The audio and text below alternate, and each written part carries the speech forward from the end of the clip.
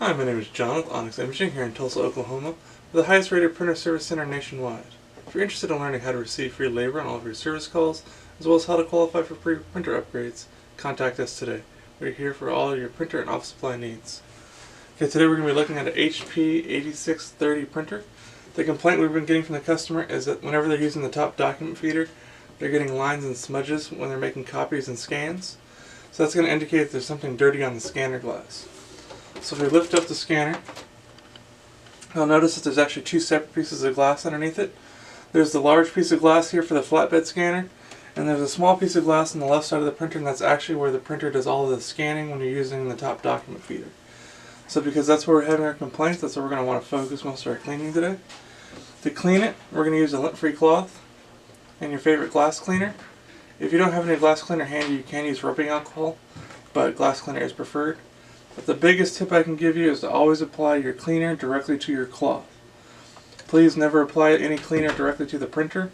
You run a high risk of that cleaner seeping up underneath the glass and causing a lot more issues than you started with.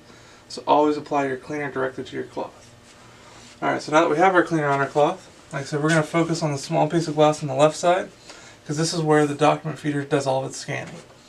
So go ahead and just start cleaning it really well.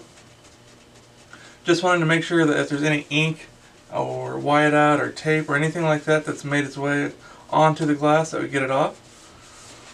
And we just want to make sure you get anything that could be on there off. Once you're happy with the way it looks, I'd go ahead and wipe off the flatbed scanner too while you're here, just because they're prone to fingerprints and dust and things like that.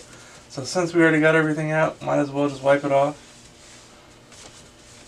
Look it all over, see if you see anything that's still left on the glass.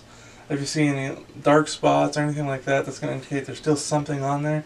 So just go back over those problem areas until you get it all clean. And then I would close the scanner. And then just to make sure you're happy with the way everything came out and make sure everything got clean, I'd run a couple extra test copies or scans through the machine. And as long as everything comes out good, you're good to go. If you're still getting faint lines or any kind of little defects on your scans or your copies, I'd go ahead and just repeat that process one more time. Just clean that glass. And there's probably just a little bit of something on there you missed. But other than that, you should be good to go and back up and printing.